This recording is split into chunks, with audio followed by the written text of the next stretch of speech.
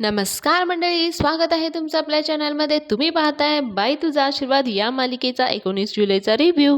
अवनीला दांगड परिवारातील आणखी एक सत्याचा उलगडा होणार आहे, त्यामुळे व्हिडिओ शेवटपर्यंत पहा. चला तर मग आजच्या भागाला सुरुवात करूया.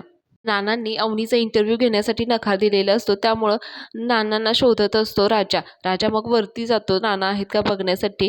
खाली इकडे अण्णा लपून बसलेले असतात टेबलच्या खाली. त्यांना महेशचा फोन येतो. नाना खूप हळू बोलत असतात. हॅलो. महेश तिकडून म्हणतो, ए हे बघ, माझ्याशी जर खोटं बोलला ना तू. नाना म्हणतात, साहेब आई रक्ताची शपथ घेऊन सांगतो मी ऑफिसमध्ये नाहीये हो. महेश म्हणतो, अरे मग तू एवढा हळू का बोलतोयस तू. नाना म्हणतात, अहो साहेब माझी तब्येत अचानकच बिघडली हो, आपण नंतर बोलू हां प्लीज. हां असं म्हणून तो फोन ठेवून देतो. इकडे महेश हॅलो हॅलो म्हणत असतो, पण तिकडे ठेवून दिलेला असतो नानांनी फोन. नाना खूप घाबरलेले असतात. मग पुढे राजा वरच्या मजल्यावर येऊन नानांना शोधत असतो. तो म्हणतो इथे पण नाही आहेत म्हणजे दिसतच नाहीत ना. मग नानांना तो फोन लावतो. रिंग वाजल्यानंतर नाना फोन बघतात. मग ते उचलतात, काहीतरी बोलायचं म्हणून बोलायला लागतात ते. राजा म्हणतो, अहो नाना कुठे आहे तुम्ही. नाना म्हणतात, आहे अजून तरी पृथ्वी तलावरच आहे. राजा म्हणतो, अहो नाना या ना, ते इंटरव्ह्यू घेणार आहे ना. हो इंटरव्ह्यूसाठी थांबलोय आम्ही. नाना म्हणतात, नाही नाही मी काय बाहेर येणार नाही हं. नाना महेशला खूप घाबरलेले असतात, त्यामुळे ते जवळपास रडायतच असतात. ते म्हणतात, हे बघ मला आई आहे, बायको आहे, बहीण आहे, मुलं आहेत, मुलगी आहे, खूप मोठा परिवार आहे माझ्या मागे, मी नाही येणार आहे.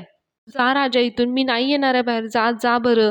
राजा नाना, अहो नाना ऐका ना असं म्हणत असतात, पण ठेवून देतात ते फोन. मग राजा खाली येतो. अवनी आल्या आल्या त्याला प्रश्न विचारते, काय झालं. राजा म्हणतो, नाही येत ते.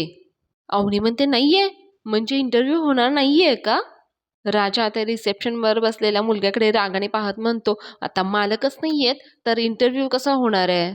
अवनीला खूप राग यायला लागतो. ती म्हणते, मालक नाहीये म्हणजे. ही त्या मुलग्यावरच ओरडायला लागते, अरे मालक नाहीये तर अगोदर कळवायचं ना. दुसऱ्यांच्या वेळेची किंमत नाहीये का तुम्हाला. दिस इज हायली अनप्रोफेशनल. असं कसं करू शकता तुम्ही. राजा म्हणतो, अहो मॅडम तुम्ही त्याला कशाला बोलताय, नोकर माणूस आहे हो तो. अवनी म्हणते, नाही नाही मी त्या ना मालकांनाच फोन करते थांब. अवनी फोन करते आणि नानांना फोन लावते. नाना खूप घाबरलेले असतात, पण ते फोन रिसीव्ह करतात. अवनी म्हणते, हॅलो हॅलो सर, आज इंटरव्ह्यू होणार होता ना. नाना खूप चिडचिड करत म्हणायला लागतात, नाहीये आज इंटरव्ह्यू, नाहीये होणार नाहीये. अवनी म्हणते, नाही हो म्हणजे म्हणजे इंटरव्ह्यू कॅन्सल आहे का. नाना तिकडून म्हणायला लागतात, अहो माझ्या जीवन मरणाचा प्रश्न होता हो, म्हणून केला कॅन्सल. हां चालेल ठेवतो हां. नाना फोन ठेवून देतात. अवनी इकडून म्हणत असते, हॅलो हॅलो, मी पोस्टपोन केलाय का इंटरव्ह्यू. हॅलो. पण तिकडे नानाने फोन ठेवून दिलेला असतो. राजा विचारतो, काय काय म्हणाले. अवनी काही बोलत नाही, पण ती नाराज झालेली असते. मग राजा तिला म्हणायला लागतो, अहो अहो तुम्ही नाराज नका हो. हो आता तर सुरुवात झाली आहे ना, आता तर इंटरव्ह्यूचा कॉल आलाय, कदाचित आता पुढे इंटरव्ह्यू होईल, काय नाही तुम्ही होप सोडू नका. राजा तिला समजावण्याचा प्रयत्न करत असतो, पण अवनीला खूप वाईट वाटत असतं. अवनी रागाने तिथून बाहेर येते. राजा देखील तिच्या मागे मागे बाहेर येतो. अवनी बाहेर आल्यानंतर राजाला म्हणायला लागते, अरे दिस इज टू मच यार. इंटरव्ह्यू शेड्यूल करून असं कसं कोणी गायब होऊ शकतं. ते बेसिक काहीतरी कॉमन सेन्स असतो की नाही. इमर्जन्सी असेल तर कळवायचं. आता एवढी मोठी फर्म आहे म्हटलं दुसरं कोणी इंटरव्ह्यू नाही काय घेऊ शकत. राजा म्हणतो, अहो राहू दे तुम्ही बसा चला. मी तनतन करत असते, कशाला सांगायचं ना मग यायला सकाळी लवकर. ते एखादा बॅकअप प्लॅन तरी असतोच ना, उगीच मी इथं फेरफटका मारला.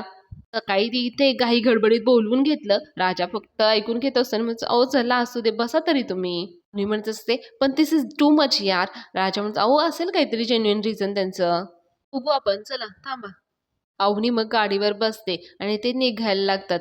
ते मग घरी जाण्यासाठी निघत असतात. इतक्यात महेश त्यांच्या मध्ये येतो. अवनी आणि राजा रोडवरून जात असताना एकदम त्यांच्या समोरच महेश दरवाजा उघडतो गाडीचा. राजाला पटकन ब्रेक मारावा लागतो, त्यामुळं ते पडता पडता वाचतात. अवनीला खूप राग येतो.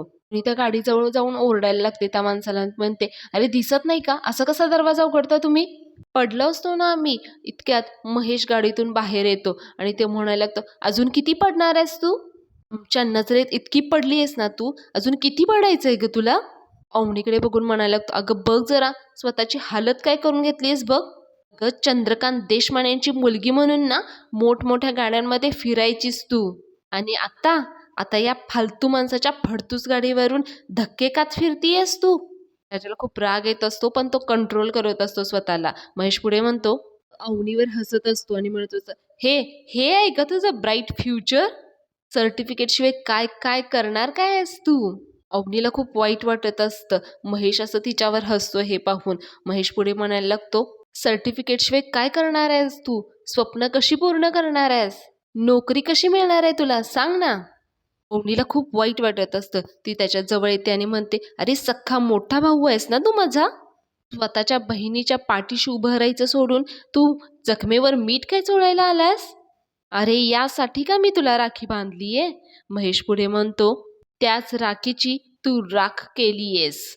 चंद्रकांत देशमानेंची इज्जत चव्हाट्यावर आणलीयेस ग तू. आणि मागच्या वर्षी तूच हॅपी फॅमिली डे साजरा केला होतास ना? हं? काय फॅमिलीला बरबाद करून चांगलीच हॅपी झाली असशील ना तू आता? महेश अवनीला खूप वाईट साईड बोलत असतो. त्यामुळं राजा अवनीजवळ येतो आणि म्हणतो, मॅडम चला आपण निघूया. तू महेशला एका शब्दानेही काही बोलत नाही. अवनी देखील मग काहीही लांबडला नव्हता. राजाबरोबर जात असते.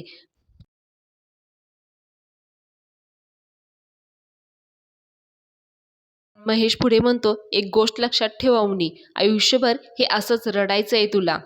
असे हाल होणार आहेत ना तुझे? ज्या पावलाने घर सोडून गेली आहेस ना तू, त्याच पावलाने घरी येशील तू. आणि तुझं एक स्वप्न आहे ना, तसंच माझं देखील एक स्वप्न आहे. राजा खूप रागाने बघत असतो त्याच्याकडे. महेश पुढे म्हणायला लागतो, तुझे सगळी स्वप्न आहेत ना, ती उद्ध्वस्त करून टाकायची आहेत मला. या दांगट परिवाराची ना वाट लावायची वाट. अवनीला खूप वाईट वाटत असतं ह्याच्या या बोलण्याचं, पण अवनी काहीही उत्तर देत नसते.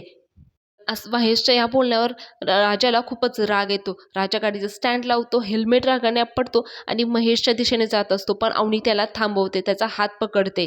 मानेनेच त्याला प्लीज नको असं म्हणून सांगत असते. त्यामुळं राजा मागे येतो आणि मग परत तो त्याचं हेल्मेट वगैरे घालून अवनी मागे बसते आणि जायला निघतात. राजा जाता जाता त्याची गाडीचं एक्सेलेटर खूप वाढवत असतो आणि खूप आवाज करत असतो गाडीचा.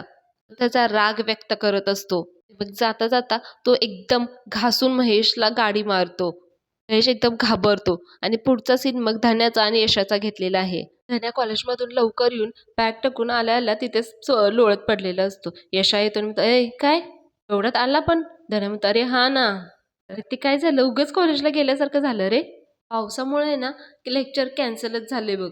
यशा बाहेर बघतो आणि म्हणतो, पाऊस? काय तुझ्या कॉलेजवरच फक्त ढगफुटी झाली काय? काय खरं बोलून राहिला की भंपाड्या मारून राहिलाय?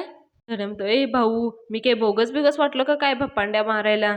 ते आलत्या असेल त्या कारणावर भपांड्या द्यायला मी काय राजादा आहे काय? आणि हसतच टाळी देत असतो यशाला. यशातच हात देतो आणि उलटा करतो आणि म्हणतो, काय डबा खाल्ला? धन्या म्हणतो, नाही. यशा म्हणतो, काम? एवढंच म्हणत असतो. नाही म्हटलं लवकर जायचंय ना घरी, मग वहिनींबरोबर खाऊ. म्हणतो, हा वहिनी बरोबर खायचंय काय तुला डबा? इतक्यात राजा आणि अवनी बाहेर आलेले दिसतात. त्यांना खूप खुश झालेलं असतं. तर म्हणतो, आल्या बघ वहिनी. पण अवनी जेव्हा आतमध्ये येते तेव्हा अवनीचा चेहरा खूप पडलेला असतो. यशा आणि धन्या एकमेकांकडे बघायला लागतात. अवनी काही न बोलता आतमध्ये जात असते. मग धन्या थांबवतो आणि म्हणतो, अहो वहिनी कसा झाला इंटरव्ह्यू? अहो वहिनी काय झालं सांगा ना. अवनी काहीच बोलत नसते. मग यशा राजाला विचारतो, राजा काय झालंय? मग धन्या देखील राजाजवळ येऊन विचारतो, अरे राजा आता काय झालंय? राजा सांगत असतो, काही असं झालं नाही म्हणत असत तो. पण अवनी मागे त्याने म्हणते, यशोदा ऐन वेळेवर इंटरव्ह्यू कॅन्सल केला त्यांनी. ऑफिसमध्ये गेलो तर म्हणाले इंटरव्ह्यू नाहीच आहे इथे. बरं त्यांना फोन केला तर धड सांगितलंही नाही इंटरव्ह्यू होणार आहे नाही होणार आहे. यशोदा तुम्ही रेफरन्स दिला होता ना, तुमच्या ओळखीचे होते ना होते. मला वाटलं रेप्युटेड असतील, पण एवढे अनप्रोफेशनल असतील असं वाटलं नव्हतं मला. इंटरव्ह्यू नाहीच असं कसं करू शकतात बरं ते? किती होप ठेवून गेले होते हो मी. असं कसं कोणी माझ्या भावनांशी खेळू शकतं? सोडा असं म्हणून अवनी खोलीत जात असते. इकडे यशाला खूप राग आलेला असतो. तेव्हा मग अवनीला थांबवतो आणि म्हणतो, अवनी थांबा, माझ्याबरोबर चला. अवनी म्हणते, कुठे? यशा म्हणतो, सांगतो, तुम्ही चला. राजाला काही कळे नाही यशाचं काय चाललंय. अवनी पुढे म्हणते, मग ऑफिसला परत जायचंय का? यशा फक्त म्हणतो, चला तुम्ही. अवनी मग बाहेर येते. यशा म्हणतो, चला तुम्ही. अवनी मग जायला लागते मागे. राजा देखील जात असतो. यशा त्याला थांबवतो आणि म्हणतो, थांब. यशा राजाच्या हातातील किल्ली घेतो आणि त्याला तिथेच थांबवतो. यशा स्वतःच गाडी घेतो आणि गाडीवर बसून अवनीला घेऊन जात असतो. इकडे धन्या म्हणत असतो, अरे यशोदा अरे त्यांनी काही खाल्लं पण नसेल ना दुपारी. मग यशा रागाने बघत असतो धन्याकडे. धन्या शांत होतो. तो अवनीला म्हणतो, "चला बसा तुम्ही." अवनी बसते. मग यशा गाडी घेऊन जात असतो अवनीसोबत. राजा म्हणतो, "अरे यशोदा ऐक ना. अरे कुठे चाललायस तू?" यशा राजाला काहीच सांगत नाही. तो अवनीला घेऊन डायरेक्ट निघून जातो. राजाला काही करायचं सुचत नाही. मग तो तिथे असलेली यशाची सायकल घेतो आणि ती सायकल घेऊनच तो त्याच्या मागे-मागे त्यांना शोधायला जात असतो. खूप छान दाखवत आहेत मंडळी सीरियल. तुम्हाला जर आपले रिव्ह्यू आवडत असतील तर आपल्या चॅनलला प्लीज लाईक करा, शेअर करा आणि सबस्क्राईब करा. यशा अवनीला त्याच्या साईटवर घेऊन येतो आणि तिथे गाडी थांबवल्यानंतर अवनी उतरते. अवनी विचारते, "यशोदा, आपण इथे का आलोय?" इकडे-तिकडे बघायला लागते आणि खुश होऊन म्हणते, "ही तुमची साईट आहे का?" यशा काहीच उत्तर देत नाही. अवनी म्हणते, "छान आहे." आणि ती डायरेक्ट आतमध्ये जायला निघते. मग तिथला एक माणूस जाता-जाता यशाला म्हणतो, "यशोदा, राजाची बायको आहे का ही?" यशा काहीच उत्तर देत नाही. अवनीच्या मागे आतमध्ये यायला निघतो. अवनी ते सगळं आतमध्ये येऊन बांधकाम बघत असते इकडे-तिकडे. यश आल्यानंतर अवनी म्हणते, "अरे वाह! बांधकाम चांगलं आहे." ती यशाला पुढे विचारते, "कोणी डिझाइन केलंय? तुम्हीच केलंय का?" यशा म्हणतो, "तुम्हाला वाटतं मी डिझाइन केलंय?" अवनी म्हणते, "म्हणजे अहो करू शकता. अहो आजकाल काय कॉन्ट्रॅक्टर, बिल्डर्स तेच प्लॅन डिसाईड करतात ना. म्हणजे कसं आहे अनुभवानं येतं सगळं हे." आशा फक्त मान डोलवत असतो. अवनी म्हणते, "नाही पण खरंच खूप छान आहे." अवनी खूप खुश असते ते पाहून. अवनी म्हणते, "मला तर आता प्रश्न पडलाय. तुम्हाला ना कॉन्ट्रॅक्टर म्हणू की इंजिनियर म्हणू?" मंडळी इथे अवनीसमोर खूप मोठं सत्य रिव्हील होणार असतं आणि अवनीचा मूड ऑफ होणार असतो. एखाद्याला देखील खूप खोटं बोलणं सहन होत नसतं. त्या खोट्याचा त्रास होत असतो. त्यामुळे तो म्हणतो, "मी नाहीये हो इंजिनियर, कॉन्ट्रॅक्टर." अवनीचा एकदम चेहराच पडतो. अवनी एकसारखी यशाकडे बघायला लागते. यशा म्हणतो, "मी नाहीये इंजिनियर, कॉन्ट्रॅक्टर. नाहीये हो, मी नाहीये तसं काही. मी सांगू का मी तुम्हाला कोण आहे ते? थांबा तुम्हाला दाखवतोच." आणि श्याम मग तो जो मजूर काम करत असतो त्याच्या ठिकाणी जाऊन वाळू भरायला लागतो पाटीमध्ये खोऱ्यानी. आणि मग ती रेतीने म्हणा किंवा वाळूने भरलेली पाटी तो डोक्यावर घेऊन आतमध्ये येऊन ज्या ठिकाणी माल करायचा असतो त्या ठिकाणी येऊन टाकत असतो. अवनीला हे सगळं पाहून खूप मोठा धक्का बसत असतो. अवनीला कळत नाही हे काय चाललंय. यशा पुढे म्हणतो, "हा आहे मी. टोपल्यात भरून रेती वाहणार आहे मी. विटेवर वीट रचून बांधकाम करणारा गवंडी आहे मी. बाहेर ट्रक आला ना तर त्यातून त्यातून रेती, मुरूम, लोखंड असं उतरवणारा मजूर आहे मी. मी नाहीये कॉन्ट्रॅक्टर, इंजिनियर. साधं शिकलो सुद्धा नाहीये हो मी. परिस्थितीनुसार शिक्षण सोडावं लागलं. तर हेच काही सगळं शिकलोय मी." यशा खूप इमोशनल झालेला असतो. नीला देखील हे सत्य कळाल्यामुळे अवनी एकदम थक्क झालेली असते हे सगळं पाहून, ऐकून. यशापुढे अवनीला सांगत असतो, "राजा म्हणतो श्रीमंत आहे मी, पण गरिबासारखं वागतो." "नाही हो, मी गरिबासारखं वागत नाही, मी गरीबच आहे." यशापुढे म्हणतो, "राजानं माझ्याबद्दल जे जे काही तुम्हाला सांगितलंय ना मोठं-मोठं, ते सगळं." अवनी पुढे म्हणते, "खोटं आहे?" यशाला असं सतत खोट्यावर खोटं बोलत राहणं अजिबात पसंत नसतं. त्यामुळे त्यानं अवनीला खरं सांगितलेलं असतं. पण अवनीला खूप मोठा धक्का बसलेला असतो. अवनी म्हणते, "म्हणजे राजानं मला खोटं सांगितलं? कशासाठी सांगितलं मला राजानं हे सगळं खोटं?"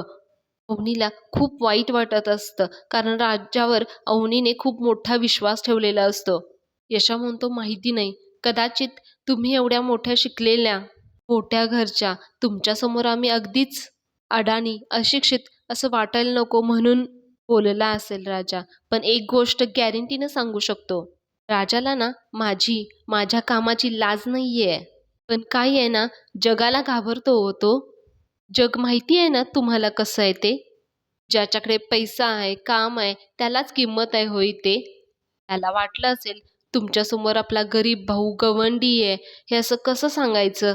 हे सगळं बघून तुम्हाला धक्का बसेल आणि तुम्ही घर सोडून पण तो स्वतःला थांबवतो पुढे काही बोलण्यापासून म्हणून तो म्हणतो म्हणून बोलला असेल हो तो कदाचित. यशा इथे राजालाही पूर्णपणे दोष देत नसतो. परिस्थितीचा दोष असतो मंडळी इथे. यशा इथे थोडीशी राजाची देखील बाजू मांडण्याचा प्रयत्न करत असतो. यशा पुढे म्हणतो, "अहो मिस्त्री आहे हो मी हा, साधा मिस्त्री." अवनीला खूप वाईट वाटत असतं. अवनीच्या डोळ्यातून अश्रू येत असतात. यशा म्हणतो, "पहिला मजूर, मग गवंडी झालो आणि आता मिस्त्री. एवढीच झेप आहे हो माझी, पण मी चांगला मिस्त्री आहे हो. म्हणजे तुमच्यासारख्या शिकल्या सवरलेल्या माणसांनी, आर्किटेक्चरनी, इंजिनिअरनी जे स्वप्न उतरवलेलं असतं ना कागदावर, ते आहे ना खरं खरं करण्यासाठी मेहनत करतो आम्ही. त्याला इथे एवढंच सांगायचं असतं की जे काम तो करतोय ते खूप मेहनतीने, कष्टाने आणि प्रामाणिकपणे करतोय हे तो सांगत असतो. यशा म्हणतो, "एवढंच आहे बघा." मग अवनी म्हणते, "म्हणजे?" "म्हणजे जो आज इंटरव्ह्यू होता तो?" यशा म्हणतो, "खोटा होता." अवनी म्हणते, "म्हणजे?" "इंटरव्ह्यू होणारच नव्हता." अवनीला कळतं की यशादा जर इंजिनियर, कॉन्ट्रॅक्टर नसतील तर ते शिफारस तशी कशी करणार ना कोणाकडे. यशा मग तेही सत्य सांगून टाकतो. यशा म्हणतो, "इंटरव्ह्यू होणारच नव्हता. राजाने केलं होतं ते. तुमचा आत्मविश्वास वाढण्यासाठी आणि तुमच्या मनात माझ्याबद्दल मान वाढण्यासाठी." यशापुढे म्हणतो, "तुम्हाला मी आता एवढंच सांगू शकतो की माझ्या बाबतीत राजेने काही गोष्टी अंधारात ठेवल्या, त्या मला पटल्या नाहीत.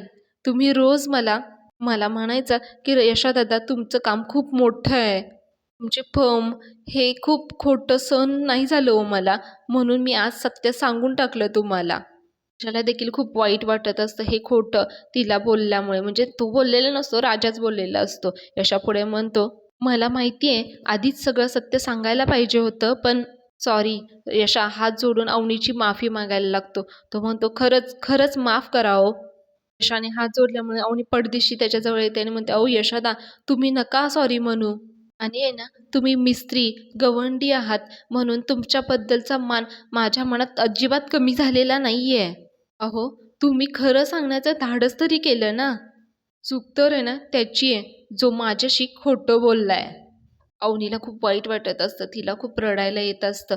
अवनी मग त्या क्षणी ती तिथून निघायला लागते. मग यशा म्हणतो, "अहो थांबा ना, मी सोडतो ना तुम्हाला." अवनी म्हणते, "नाही, नको. मला एकटीला जाऊ द्या, प्लीज." अवनी मग तिथून एकटीच चालत चालत जायला निघते. यशा मागून पाहत असतो. यशा काही करू शकत नाही. पण त्याला जे सत्य सांगायचं होतं त्यानं ते सांगितलेलं असतं अवनीला. कारण किती खोटं बोलणार ना. एक खोटं लपवण्यासाठी 100 खोटं बोलावे लागतात. हे यशाला देखील माहिती असणार मंडळी. यशा विचार करायला लागतो, हेच कळलं तर त्यांना किती त्रास होऊन राहिलाय.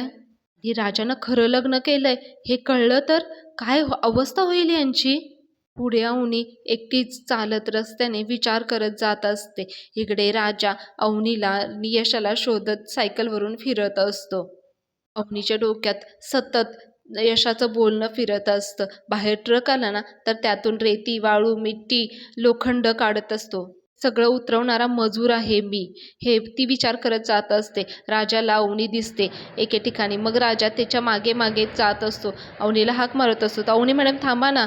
अवनी लक्ष देत नसते. मग राजा तिच्या आडवी सायकल घालतो आणि थांबवतो. राजा मग अवनीला म्हणायला लागतो, "अहो तुम्ही इथे आहेत ते मला माहितीच नव्हतं. केव्हापासून हाक मारायला लागलो. मी यशोदानं काय तुम्हाला घेऊन गेल्या? मला काय खायचं प्यायचं पण काय विचारलं नाही आणि कुठं घेऊन जातोय ते पण सांगितलं नाही मला. मी तुम्हाला त्यामुळं शोधून राहिलं. कुठं कुठं शोधलं मी तुम्हाला. बरं झालं तुम्ही सांगितलं, सापडलात ते. चला आता घरी जाऊया आपण. मी सायकल लावतो, आपण रिक्षाने घरी जाऊ." राजा मग तिथेच साईडला सायकल लावतो आणि मग अवनीजवळ जातो आणि म्हणतो, "चला." अवनी खूप रागाने राजाकडे पाहत असते. राजा म्हणतो, "काय झालं?" अवनी म्हणते, "आर्किटेक्ट कोण आहे, कोण असतं हे तुला माहिती आहे?" राजा काही बोलायचं सुचत नसतं. अवनी त्याला उत्तर द्यायला वेळही देत नसते. ती म्हणते, "आर्किटेक्ट आहे. मी काय काम करते हे माहिती आहे तुला?" "नाही माहिती ना." मग अवनी पुढे म्हणते, "बरं, बिल्डर काय करतो? आणि कॉन्ट्रॅक्टर, गवंडी?" अवनीचं बोलणं ऐकून राजाच्या पायाखालची जमीन सरकते आणि राजा खूप टेन्शनमध्ये यायला लागतो. आणि आजचा एपिसोड इथंच संपवलेला आहे मंडळी. उद्याचा एपिसोड तर खूप खतरनाक आहे मंडळी. अवनी एका मंदिरामध्ये बसून एकटीच रडत असते. तेव्हा सुलक्षणा विचारते, "एक धोनीने काय केलं का?" आणि म्हणते, "नाही, कुणीच काही केलेलं नाहीये." पुढे सुलक्षणा काही बाई अवनीला सांगत असते, पण अवनी तिचं काही ऐकत नसते. मग सुलक्षणा तिला म्हणते, "तुला माहिती आहे का, त्या धोंड्याची बायको मेलेली नाहीये, तिला ठार मारलीये त्यानं." हे ऐकून अवनीला खूप मोठा धक्का बसतो. आता हे किती खरं आहे आणि खोटं आहे हे येणाऱ्या भागांमध्ये आपल्याला पाहायला मिळणार आहे. येणारे भाग खूपच इंटरेस्टिंग असणार आहेत मंडळी. त्यामुळे आपले रिव्ह्यू पाहायला विसरू नका. आणि जर तुम्हाला आपले रिव्ह्यू आवडत असतील तर प्लीज आपल्या चॅनलला लाईक करा, शेअर करा, सबस्क्राईब करा. चला बाय.